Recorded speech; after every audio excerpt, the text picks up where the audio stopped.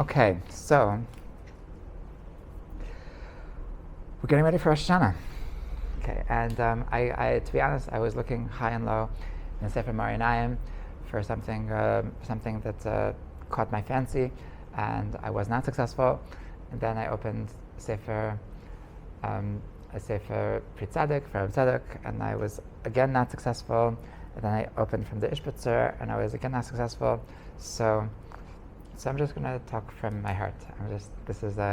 Usually I try to base my teachings on some sefer, and this is just from everything that I've learned in my entire life about Rosh Hashanah. There's it says I forgot who said this, that if a commentator says that it would seem to me, so in a certain sense that if Rashi says I think such a thing, so what's he saying? He's saying that I don't have a proof, right? It means if I would have a proof, then I wouldn't say I think. I would say that this is so and so. This is so because of this proof. But if he says it seems to me, that means that I don't have a proof, but it's just what appears to me. So I forgot who said that when he said it seems to me, that's actually greater than if he brings a proof, because if he brings a proof, that means that's his proof. If you can disprove the proof, then you can disprove his point. But if he says it seems to me, what he's really saying is that this is what everything I've ever learned in my entire life points to the fact that this is true.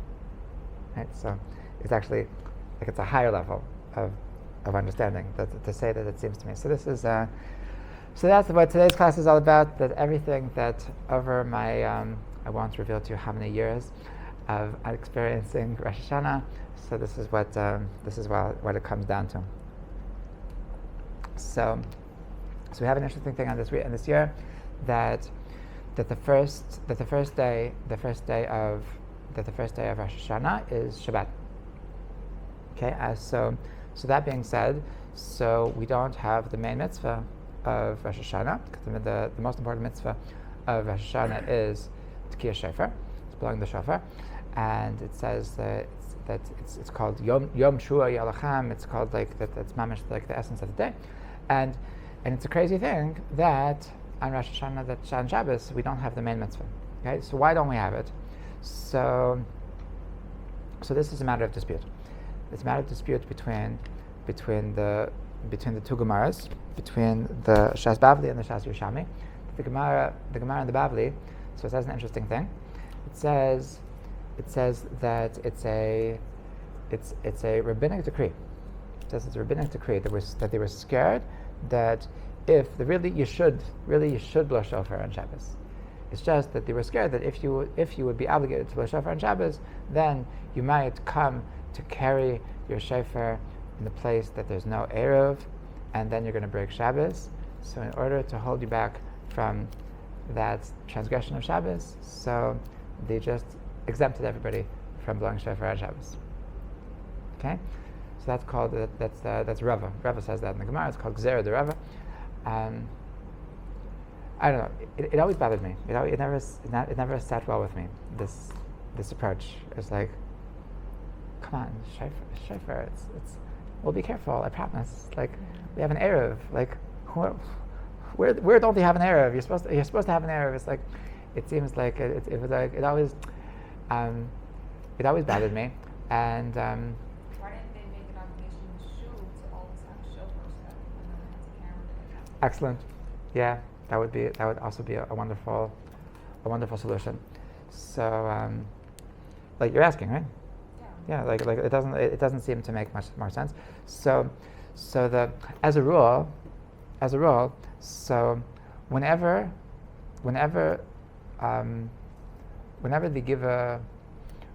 there's a reason that appears to not make so much sense, so that usually means that there's some underlying principle that they didn't want to share for whatever reason, and they're covering that up, right?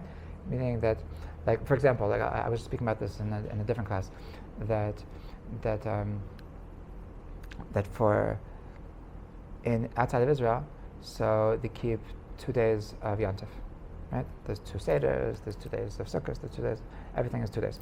So why is that? So the answer is because once upon a time, so they didn't have telephones, and so that it would take time to know when was really the new month, and so by the time Pesach came around, so it was only 2 weeks, and it took more than 2 weeks to get the message out of when the new moon was. So by the 15th of the month, so in different countries, so they actually didn't know what day was supposed to be Yontif, so they weren't sure, so they did both days because they wanted to cover their bases. Okay, so the Gemara asks, okay, but what about nowadays? Nowadays we have a set calendar, so nowadays we know very well what's the right day. So why do they still have to do it? So the Gemara gives the famous answer that it's minik avosenu biyodenu. That's our custom, so don't ask questions, right? So, and it's like anybody who reads that says like, come on, that's so lame, right? So. Weirdo that is telling you not to ask questions? I'm sorry?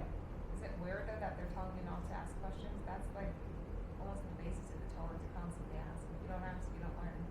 Exactly. Right. So you're. It's weird. I'm thinking that is it weird? It seems you not to it's antithetical to everything we believe in, right? Right.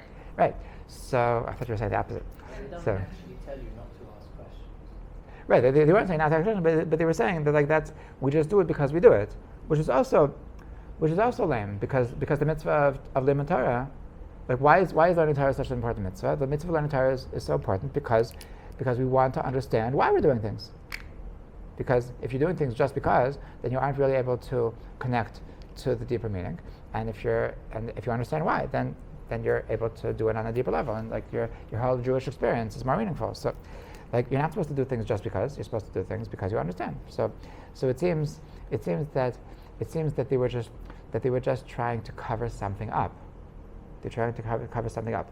If they're saying, meaning that if they're giving a lame answer as to why we're doing something, that's a telltale sign that there's something that they're not telling you. Okay? Sometimes with people you can also sometimes if you ask somebody a question and they say something really dumb, so it could mean that they're really dumb, but if you know that they're not dumb, so it means that there's something that they're not telling you. Is there some reason why they wouldn't tell? Why they wouldn't tell that what they're not telling? Mm-hmm. Is there some deeper reason for that? Today, my kids, my daughter's friends made her a belated birthday party, and it was a surprise party. So, whenever you make a surprise party, so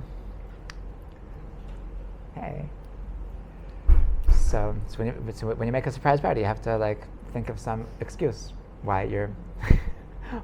Why? No, we can't go to my house. We have to go to your house because whatever, vice versa, whatever.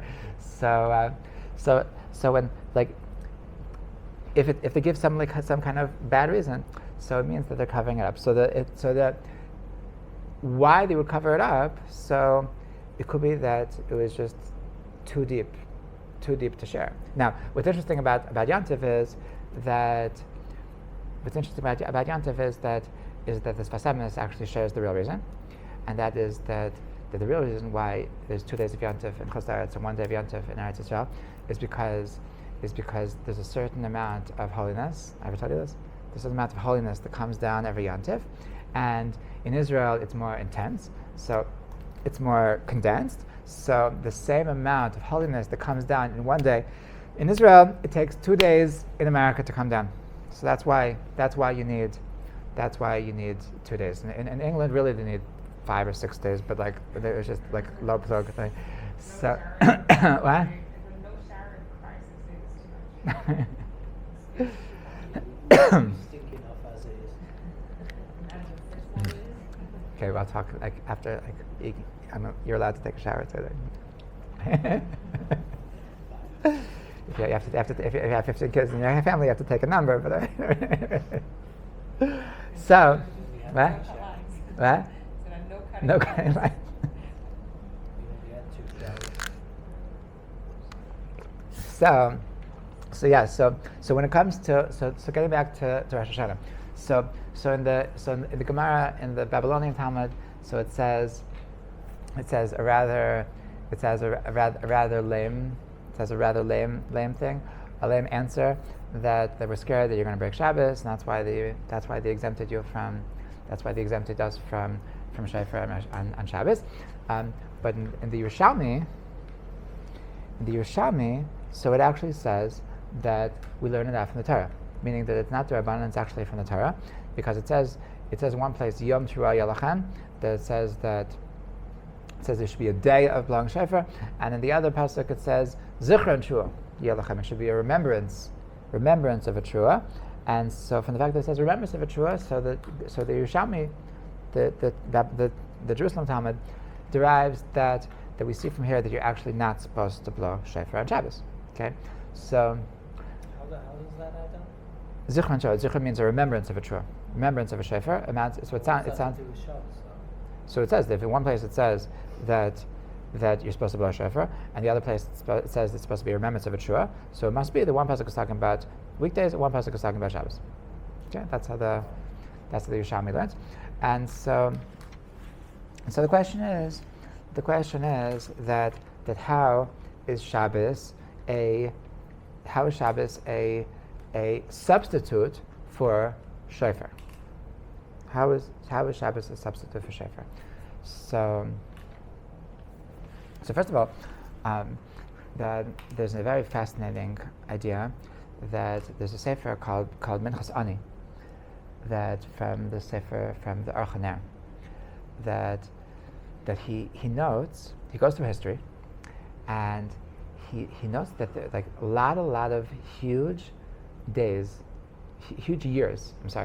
in Jewish history, such as the building of the first Beis Hamikdash, such as the destruction of the first Beis Hamikdash, such as the Spanish Inquisition, it goes a lot of big days in Jewish history, and he did research, and based on his research, all of these things in Jewish history happened on years that Rosh Hashanah fell out on Shabbos. A lot of good things happened, specifically on years that Rosh Hashanah fell out on Shabbos, and a lot of bad things happened specifically on years that Rosh Hashanah fell out on Shabbos. Okay? Good and bad fall out on? Yes. It's some really good things happened when it wasn't like his conclusion was not that it's a good thing or it's a bad thing, but extreme things happened. Right. A lot of Every year that it turned out on Tuesday. right. I'm sure there was also big things that happened on Tuesday, but a lot of what's it called? Not relative. It's a more than should be statistically amount of good things. Extreme things happened, and extreme good things and extreme bad things happened specifically on years that Rosh Hashanah fell on Shabbos. So his theory was that when Rosh Hashanah falls on Shabbos, so then Shabbos takes the place of shofar, and so how Hashem is going to judge the Jewish people is dependent on how Jewish people are keeping Shabbos.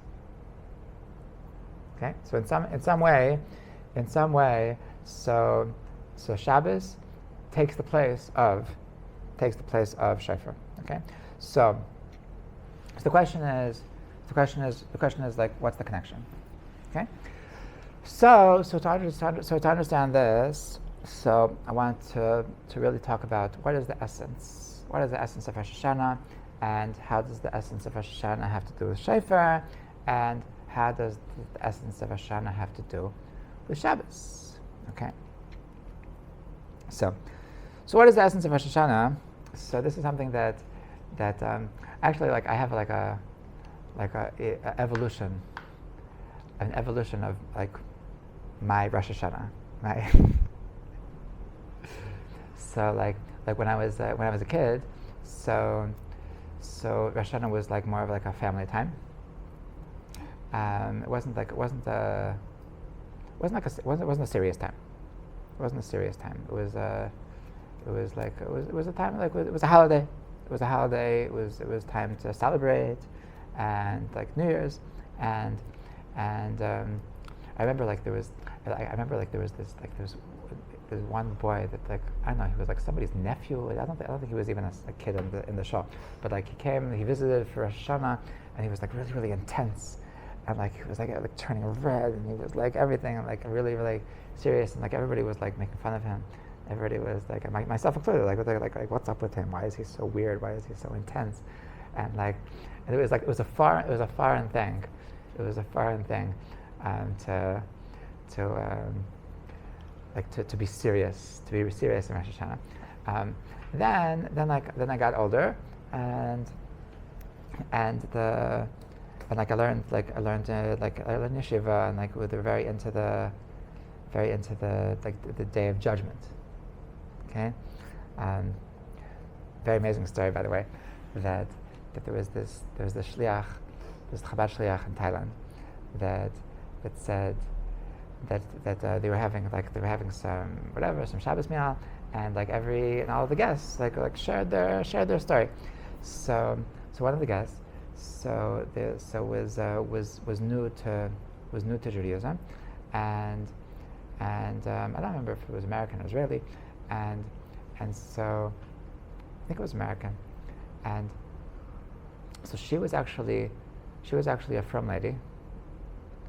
Sorry, no, I'm not explaining that. So this kid got up and said, "How did you how did you come close to Judaism?" So he says like the truth is like that I'm only into Judaism for the past 2 months, and my story is like this, that when I was like a very young child, so I was going to Hebrew school, and in Hebrew school, so it was a reform school, and they weren't so into like Judaism, but they were into teaching Hebrew, and they wanted us to have like a Jewish identity and everything, and so but the teacher happened to be that she herself was a religious lady, but she didn't talk about that because she knew that wasn't what the kids were interested in. And so one day, she said, and by the way, next week is Rosh Hashanah. So the kids asked her what's Rosh Hashanah, and so she said, oh, well, what's Rosh Hashanah? So Rosh Hashanah is that everybody. This is not exactly the point that I'm trying to bring across today, but her answer was that what's Rosh Hashanah? Rosh Hashanah is that everybody has two voices inside of them. One is called your good voice, your Yetzer Tov, and one is called your bad voice, your Yetzer Hara. And so sometimes we're supposed to listen to our good voice, but sometimes we listen to our bad voice. So every Rosh Hashanah, so we come to God and we say, I'm sorry for listening for the times that I listened to my bad voice, and that's what happens at Rosh Hashanah. So those words were just so interesting to me, and they're just in the back of my mind. It was always on my mind that I should I need to look more into this. What's with this Rosh Hashanah? What's this good voice, bad voice business? And so I decided it was I never found any explanation. I never heard about this, and 15 years later. So I decided, okay, now or never. Now I have to go. So I decided I'm going to go to yeshiva, and I'm going to. Now I'm keeping Shabbos. Now I'm the shliach was so impressed with the story. He said, wow, we have to track down your Hebrew school teacher. We have to tell her. that she made such a difference in your life because of this. And so sure enough, they tracked her out. They tracked her down, and who this was, and they got her phone number, and they called her up, and so his wife was calling her on the phone, and she starts crying, and she says, "Why are you crying? I thought you would be happy." And so she says, "I'm crying because I was teaching in that school for 10 years, and it was I never gave any thought to it because I was just there to teach Hebrew, and I didn't think that anybody cared. I don't think anybody listened. I don't think that I certainly didn't think that what I was saying made a difference in anybody's lives. And if I would have known, that it makes a difference, so I could have done so much more. So that's why I'm crying. Right? So you never know. Nothing goes to waste. Okay. So back to my evolution of Rosh Hashanah. So beginning of my Rosh Hashanah, it was just family time, and then like when I got into high school, so they're very into the fact that it's a day of judgment, and like those people that think it's just family time, they don't really understand about Judaism. They don't understand it's a serious day. It's the days of like. I remember like I feel bad. Like I'm looking back at my high school self. That like I would go to Hashem and say, Hashem, please, I don't want to die. And that was like they were like really into like scaring you and like telling you how like this is the day of judgment and you better shape up, and if you're not, and like I had a friend that he was like into, like he was like you have to be like very very like on your best behavior, and I remember like now he's like barely religious, but like I remember when he was in yeshiva, he did something called Tainas Dibur. You know what Tainas Dibur is? It's like to not speak. So he decided he's going to do a Tainas Dibur for the whole Rosh Hashanah, and meanwhile, he was the one who had directions to the meal, and I was like, it was like really annoying. So, yeah. If you want to be very, very religious on your own, to do that on your own account. If other people have to suffer because you're so religious. What's his name said that actually, the same thing.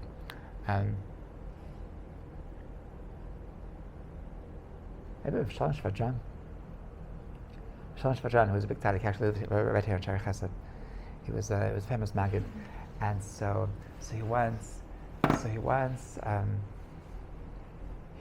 once like Erev Rosh Hashanah. He met like some friend of his who was a big tzaddik, and like Erev Rosh Hashanah, like outside the mikveh, and he goes, oh, Reb so and so, and like the guy was just so terrified of the judgment that he. Like just like didn't answer, and so Shalom said to somebody who was walking next to him, and he says, I think that if you have so much Yirah Shamayim, he said that today, so much Yirah Shamayim, if you have so much fear of heaven that you can't give your friend a blessing before Rosh Hashanah, so I think there's something off with that, right? So like if you want to be very firm, as long as nobody else has to suffer, that's okay. But like, including your family, it's also not their fault that you have so much Yirah Shamayim. So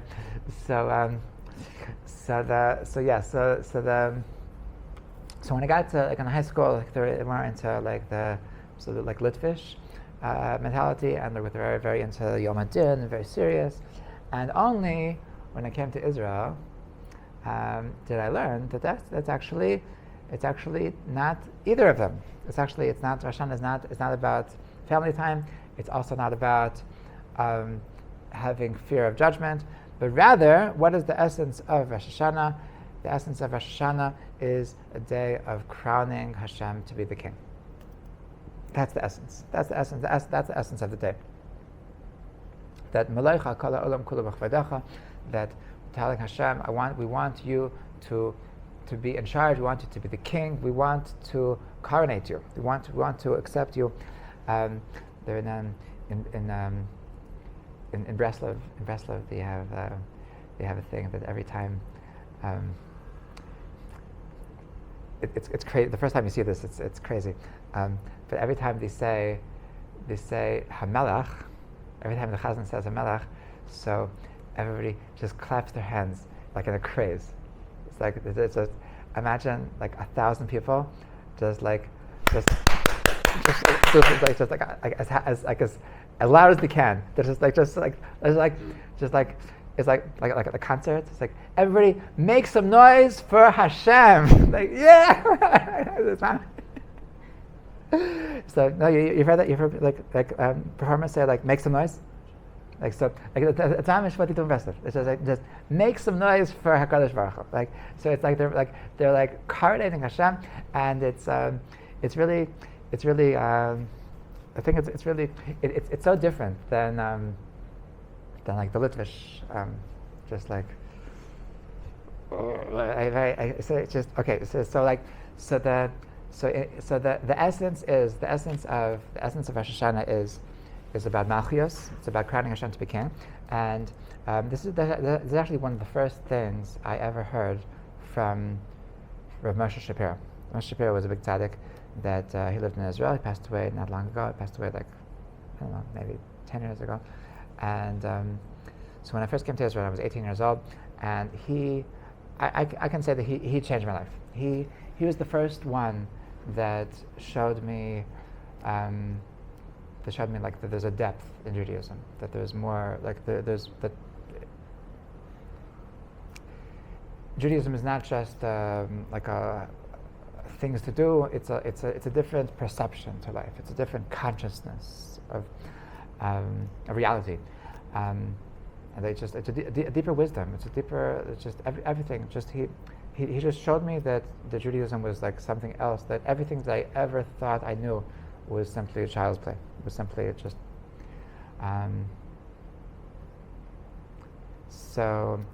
This is one of the first things I heard from him. That the essence of Rosh Hashanah is really a day of Malchios, and he proved this. He proved this idea from an interesting halacha that in the fourth bracha of Musaf, Rosh Hashanah. So usually the middle bracha of the Musaf, the middle bracha of Shemona Esrei on Shabbos is Mekadosh Shabbos, right? You have the three first brachas are always the same, the three last brachas are always the same, and the middle bracha. So if it's during the week, so you have 13 brachas. If it's Shabbos Yom Tov, so we have Mekadosh Shabbos, or you have An Yom Tov Mekadosh Yisrael Vezman. So, but in Rosh Hashanah, so we have a different what you call it? We have a different bracha, a different nusach that we say Melech al Kol Haaretz Mekadosh Yisrael v'Yam Zikaron. So that blessed you Hashem, King of the world, that sanctifies Rosh Hashanah. Okay, so the question is that the Gemara says in brachas that you can never have a bracha that has two themes. Okay, you can't have you can't if you want to save time. So you want to eat the cake and you want to eat the watermelon. So you can't say Baruch Atah Hashem Elokeinu Melech Haolam Bar Ben Mezayis Bar Pri Adama. Okay, no.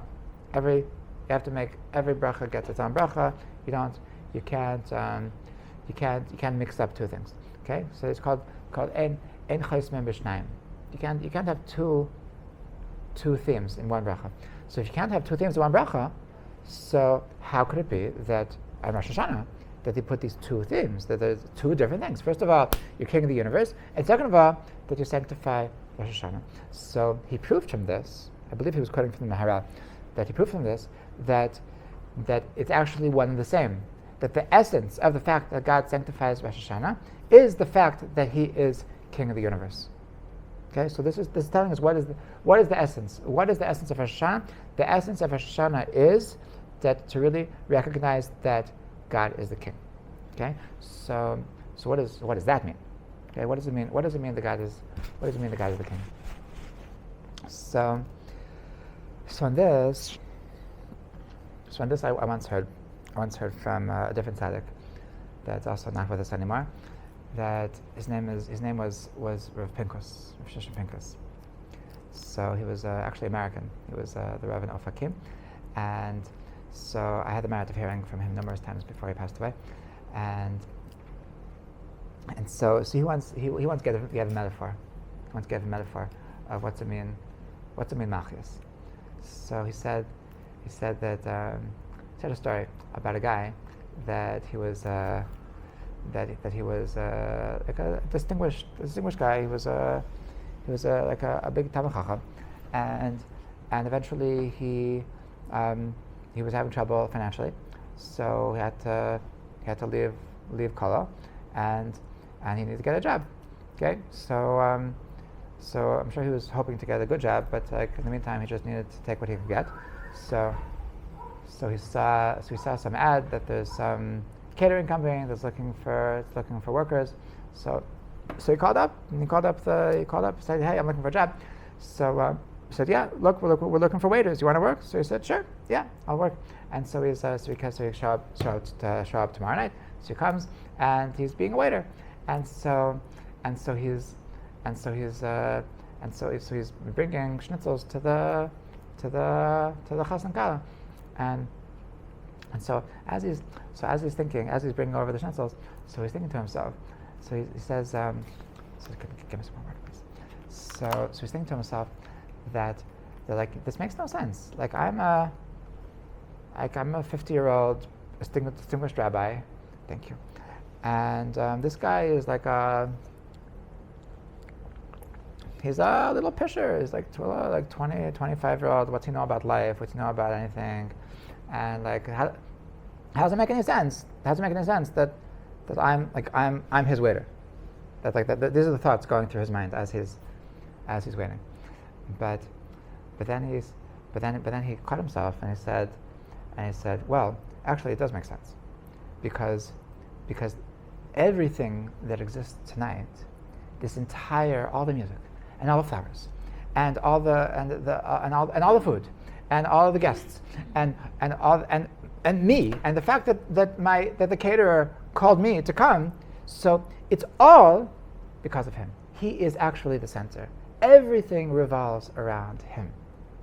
Okay, important to remember this when you're a chassan. Okay, everything. I was told when I got married, and I resent this to this day. So my mother-in-law told me that, I was told that a chassan is invited to his wedding. You know what I mean? Yeah, So, but it just sounds kind of present. yeah. You don't like nobody cares what you think. You come like it's sort of reminiscent of like the joke that like Did you tell no? that I came up despite the fact that I was not invited. Okay, and like it's sort of like the joke that the kids ask their mom like Ima, how come Abba sits at the head of the table?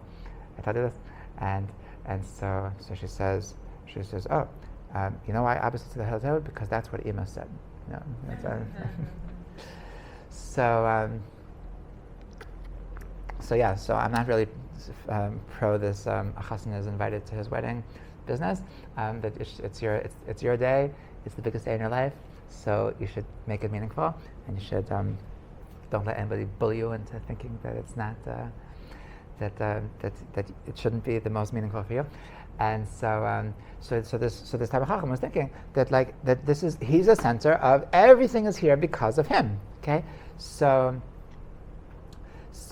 Pinchas said that is exactly what Malchus is. That Malchus, what's the idea of Malchus is that who is the center of attention over here? Who is the chassan? Who is the chassan? Am I the chassan, or is Hashem the chassan? Okay, is that like people are able, like it's possible to live this world, to live a life thinking that it's all about me. Okay, and so like when you ask me how my day was, it's all about like how much like good things happen to me. If you ask me how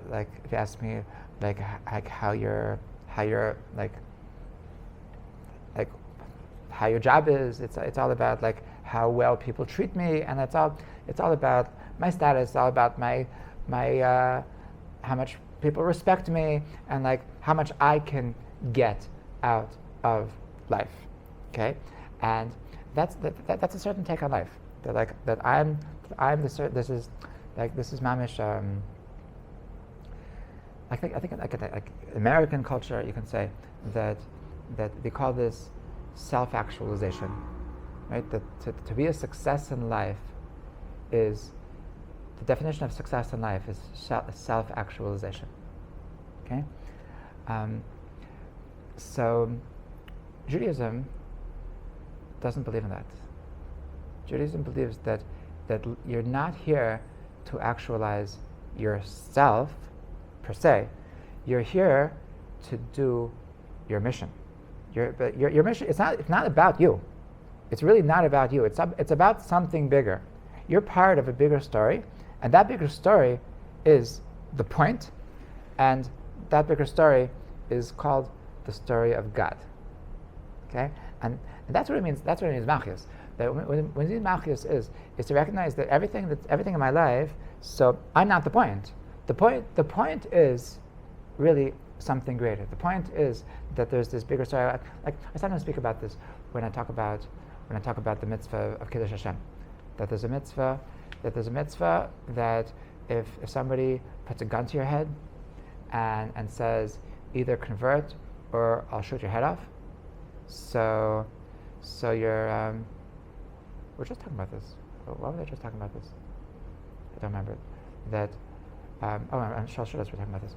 That there's a mitzvah to say, go ahead, shoot my head off. I'm happy. I'm proud to die.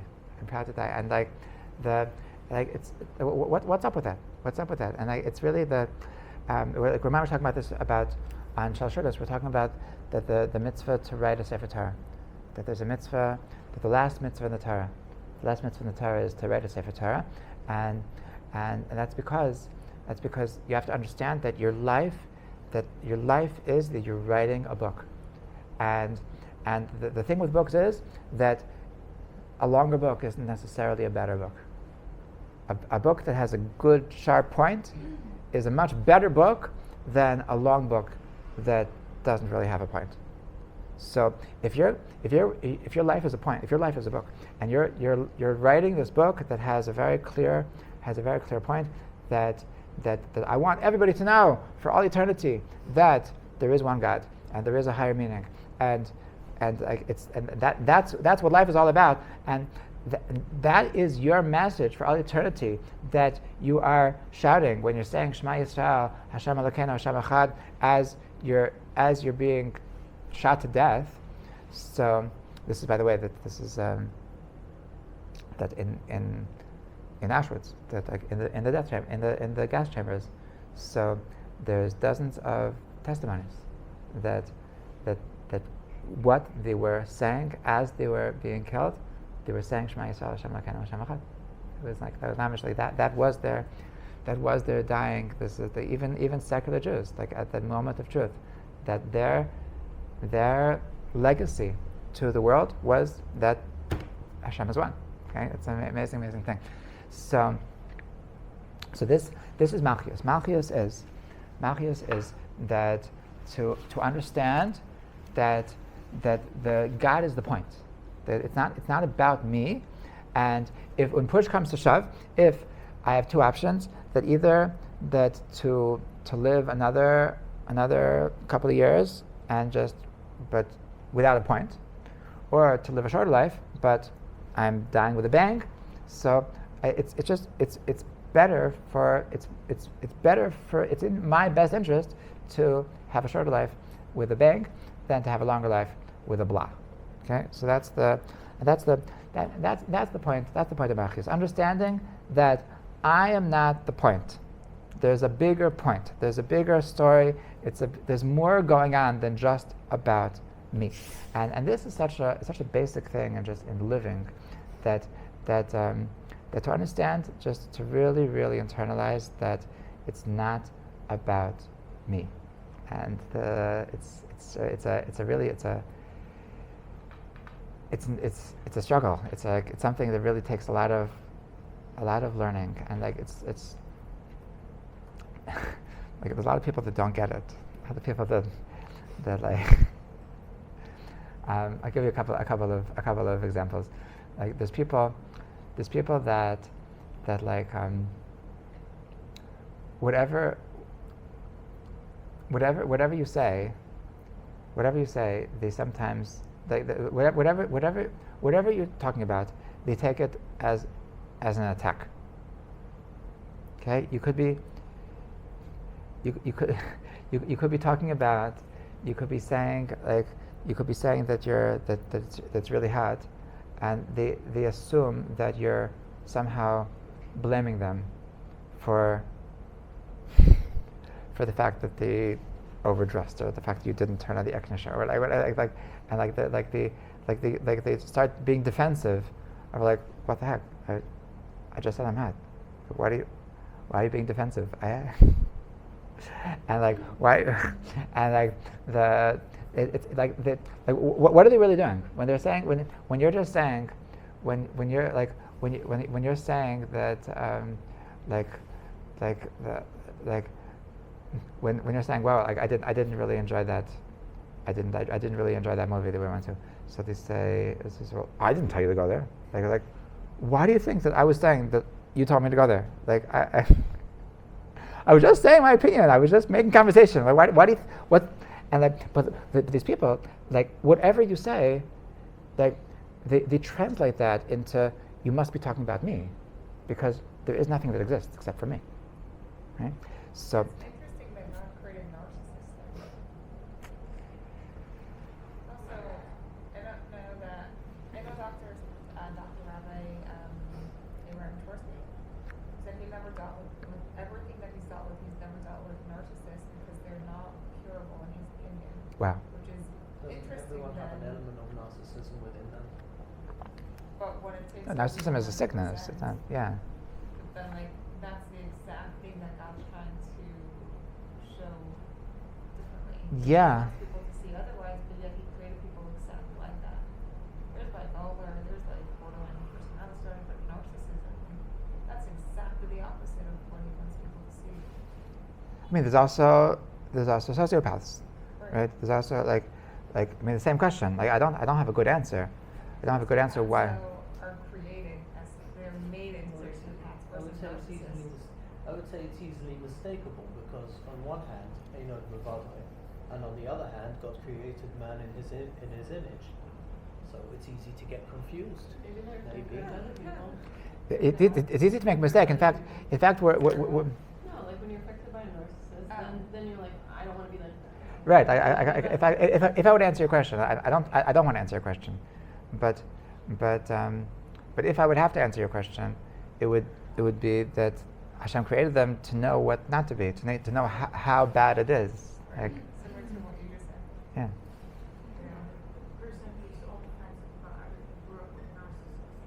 Perhaps. Wow. Okay, that's a tough blow. It's like hurt people. Right? No, they're not hurting. We just automatically assume that. Yeah, because they're a victim of a narcissist, so they're being programmed to be a self-centered person. Are they self-censored or self-centered or defensive? Right. It becomes self-centered. It becomes, if every comment in the room is about me, so then it's self-centered. Then it's egocentric. It's like it's a problem. It can turn into Like a healthy person.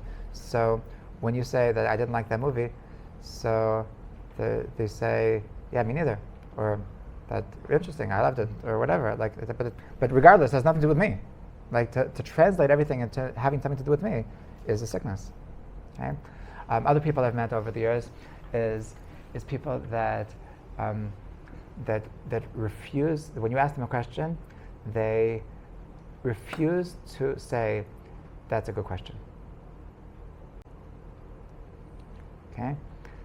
People that refuse to acknowledge that you have a good question, they feel the need to answer your question, regardless as to how ridiculous and pathetic their answer is. They will give you an answer. They might preface it by saying there could be better answers, but we might say something stupid, and without saying that it's stupid, and I'm thinking to myself, like, why do you have to tell me something stupid?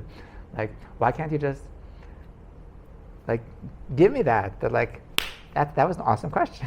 Like, and so the answer is very simple, because these answerers, so they, like, when they were asked a question, so obviously what this conversation about? This conversation is all about me. It's because you came to me because you know that I'm the person who has good answers. So if I would just say that's a good question, so then that would be missing the point, because the point is my answer. And so if I don't have an answer, so then, like, you didn't come to me just to say that's a good question. You come to me for me to say what I have to say. So if the best thing is something stupid, so be it. That's what Hashem wanted, right? Hashem wanted you to get a stupid answer. But this is a really sick perception, because that why does the point have to be my answer? Why can't there just be a conversation? Why? Maybe actually the point was actually your question. Maybe that's actually a more important point to this conversation.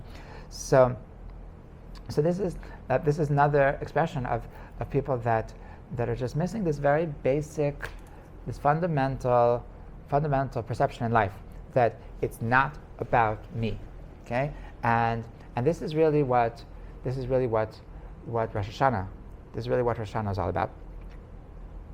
That Rosh Hashanah, when we're saying Malchus, when we're saying that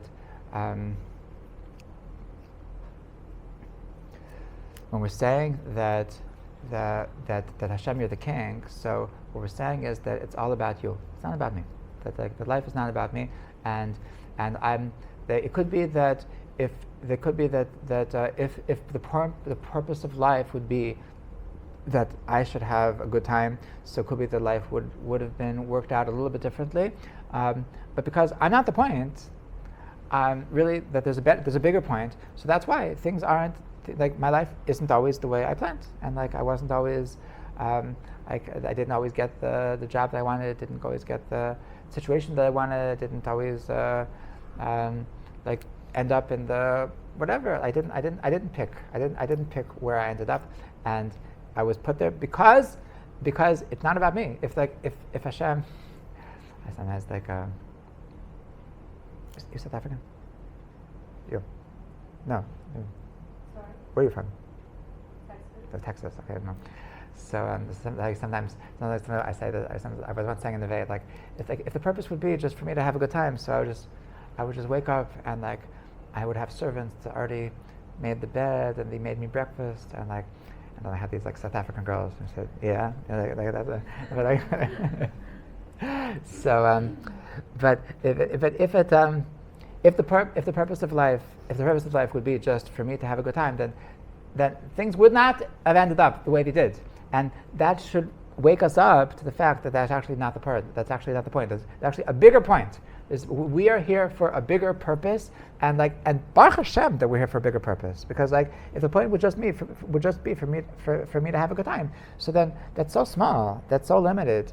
And the truth is that we're here for such a much more amazing, meaningful thing of bringing Hashem's glory, bringing the infinite goodness, bringing truth, bringing goodness into the world. That's actually the point. So now circling back. So this is what Shofar is all about. This is what Shofar is all about. That when we are when we are yeah.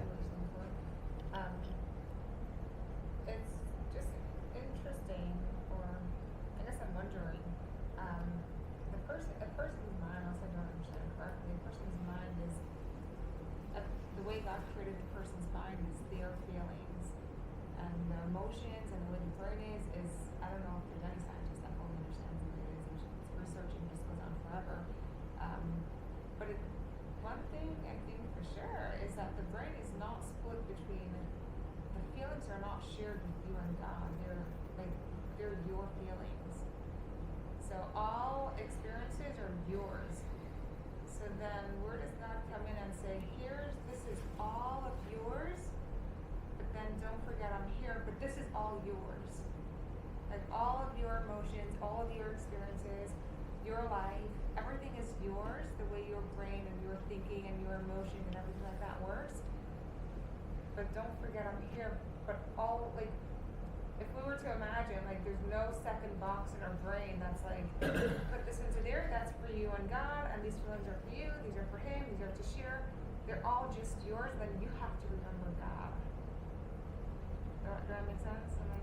I'm sure it makes sense, but I'm just not understanding what you're saying. So, I think it's interesting to me how the brain was created, and humans were created to have their emotion and to have their I think that mind. we're created with a knowledge of God. I think the kids naturally turn to God. Even kids of atheist parents, they do have a concept of God. It's a known fact that there's no atheist in a foxhole.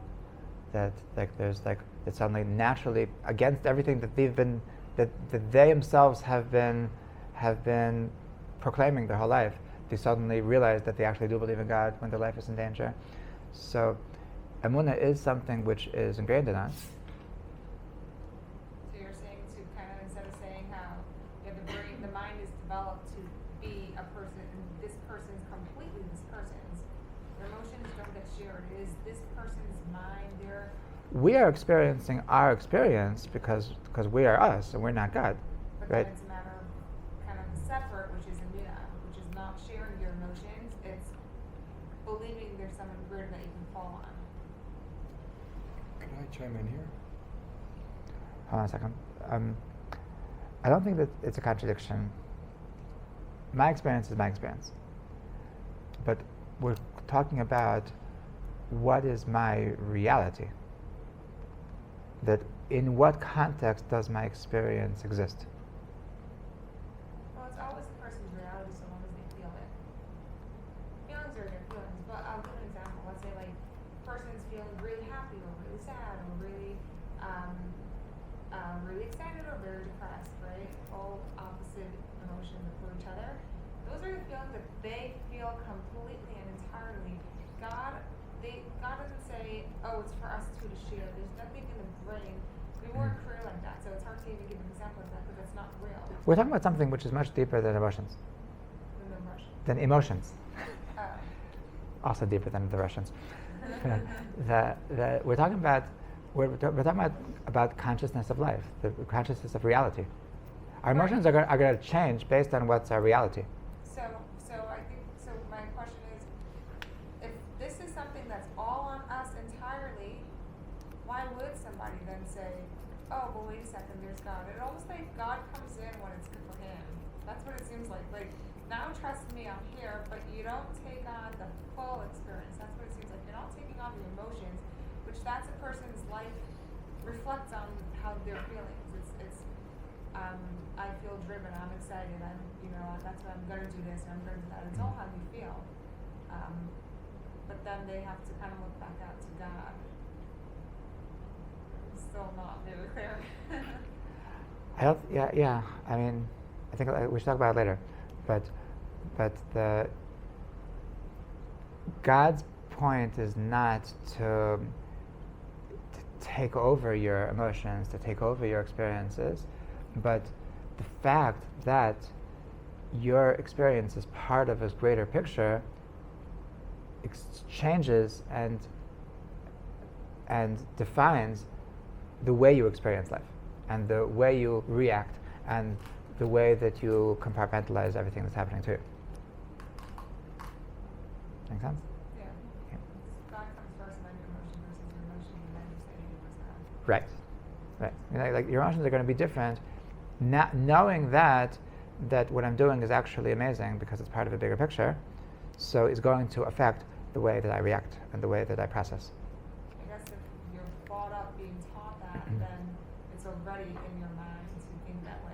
Mm-hmm. Children are taught to. People are taught to think that way. Right. Right. Yeah. I mean, yeah. It's like it's true that like kids are born self-centered. And it's really a litmus test of maturity, how much you're able to break out of this mentality. Like a kid that needs their diaper changed That's the only thing that matters. The fact that your mother hasn't slept in 48 hours, that is irrelevant, because I am the king and she is my servant, and like, who asked you? You know, and that's really the more that we mature, the more that we realize that, like, hey, there's more going on than my personal needs at any particular moment. You know. So, and part of that is the bigger that we bring into that perception, the greater we are, the more mature we have become. Okay. Okay. So now, yeah. What if Hashem want to give you optimal conditions to serve him best? Like, if you like, it's easy to like just rely on him and serve him properly. Reminds me of a story.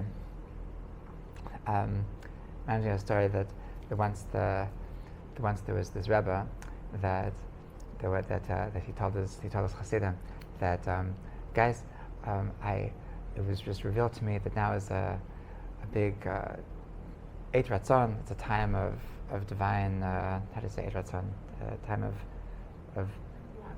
of will, that the Hashem is, it's a good time, and everybody should go to your corner and daven, and then I'll tell you what Hashem said. Okay, so everybody goes to their corner, and then they wait online to go to the Rebbe, and so this particular guy, when it's his turn, so the Rebbe starts talking. He said, okay, so you said to Hashem that yeah, I really want to serve you properly. It's too hard. I'm too busy. I really want to go to shir, but I'm I have to work so much in my office. And if you would just have enough money to just marry off my two daughters, then I promise you I'll be able to learn lots of Torah, and I'll just give lots of tzedakah, and I'll do everything you want. And he's saying, yeah, whoa, how'd you know? That's amazing. That's mamish what I said. And and you also said that you prefer that it's really hard sometimes, like when your wife yells at you, and it's really hard. The stress is really getting to you. And if you would just stop having your wife yell at you, then you promise you'll come to say yeah. And your kids, they also give you a little bit of stress, and you just please just, if your kids will stop crying, then then you promise you'll be the best Jew he's ever seen. So yeah. So what did Hashem say? So Hashem says that he doesn't need your favors. It's a very deep story. I think that your question is coming from the assumption that Hashem, I'm doing Hashem a favor when I'm saying brachas, when I'm davening, when I'm learning Torah, and so he needs that. So why doesn't he let me do it? Maybe that's not the point. Maybe the point is actually not saying brachas. Maybe the point is dealing with stress. maybe that's really my point. And really that's why if my purpose, if it won't be any stress, then I have no purpose anymore. So it's not like Hashem needs my brachas. He needs me to deal with my situation. Right? He needs you to be stressed? He needs me to overcome my stress. He needs me to show the world that I can be a good Jew despite my stress. And that's precisely what my purpose in life is. To overcome my stress. So, okay, so getting back to Rosh Hashanah, getting back to Shofar. So there's two levels. There's two levels of showing that Hashem is the king, of showing that Hashem is the center, is the point, that he is Mamish the thing that everything else revolves around. And one of them is is expressed with shofar, and one of them is expressed in Shabbos. Okay, so number one, it's getting late. Number one is the shofar. The shofar, and this is something that you have to know, for the second day of Rosh Hashanah. So what's the essence of shofar? The essence of shofar is that when we're blowing shofar, so we are remembering the breath that God breathed into man when he was created. So it's Vayipach be'apav nishmas chayim, that he breathed into Adam the breath of life and labriyut, and so we are remembering labriyut, that we're being recreated, we're being reborn every Rosh Hashanah. So we're remembering that breath that Hashem was going into his essence, and we're blowing to commemorate the first action of bringing life into the world. Okay, so that to understand that when we are put into this world, so our existence comes from this higher power. Okay, so what are we really doing? So we're saying this action. We're showing that our breath is actually an extension of God's breath. Okay, that we're blowing into the shofar, and we're expressing that I understand that my breath is coming from a higher breath, and this is what it means. That when it says that when we blow the shofar, so it reverberates in the higher worlds that Hashem is blowing a bigger shofar. That's ultimately that one of the themes of shofar is that it brings the shofar of Mashiach. That when we blow the shofar down here, so it brings down the echoes of the shofar of Mashiach. Okay, that's what the whole shofar is talking about. Tekabah shofar gadol l'chirusenu, and so that when we recognize that our breath is coming from God's breath, so that's what fixes us. That's what fixes us. To recognize, and this is your standard. This is your standard malchus. Standard malchus is to understand that our breath is Hashem's breath. Okay, so we have to in this reality. So we have to work hard, and we have to do a lot, and we have to live up to Hashem's expectations. Now Shabbos. This is really, I feel bad that I'm saying this so quickly because we really have to finish.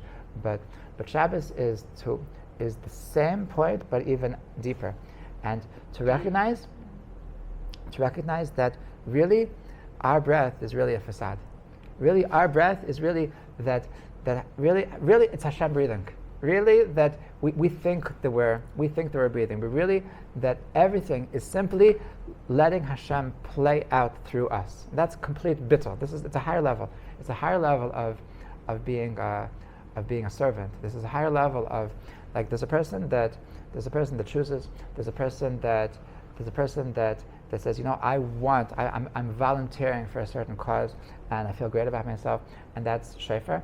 And there's a higher level of realizing that the truth is I have no choice in the matter. The truth is that that when I see this person that his life is in danger, that I can't help myself.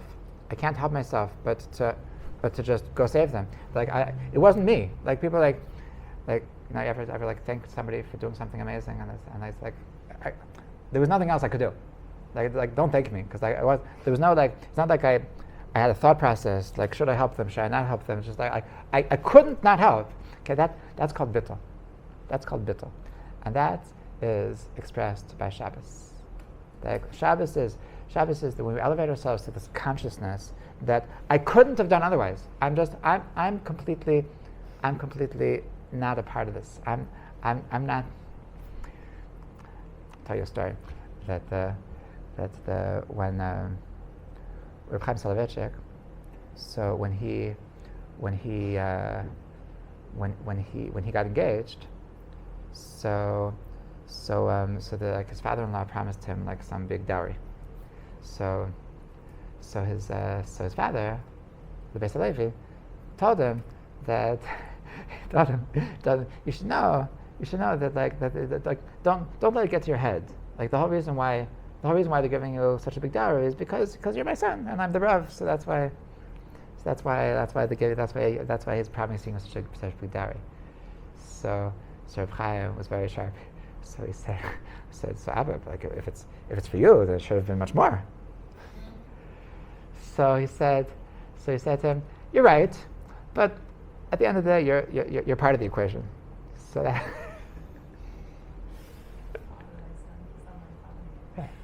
So this I also heard from a Pinkus at a different time. That so he said so Shabbos is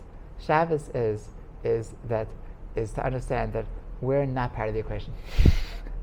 They're like, yeah, it's all Hashem, but we're also part of the equation. So that's the 6 days of the week. Shabbos is to elevate ourselves to a higher consciousness that it's all Hashem. That we're simply pawns. We're simply here to bring out His will, and that's the greatest. So that's Shabbos, and it's hard to stay. This is a level of consciousness that it's hard to sustain, and that's why it's not every day. That's why it's like once a week we try to elevate ourselves to this place that we're not part of the equation, and that's why we stop.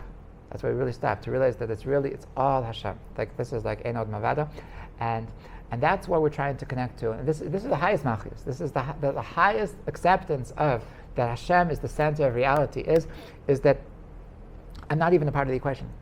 Okay, it's mamish a high, like Hashem is everything, and my entire existence is. It's not even that I'm blowing as an extension of God's blowing, of God's breath. It's simply that simply God is blowing through me. It's like I'm not breathing on Shabbos. On Shabbos, Hashem is breathing for me.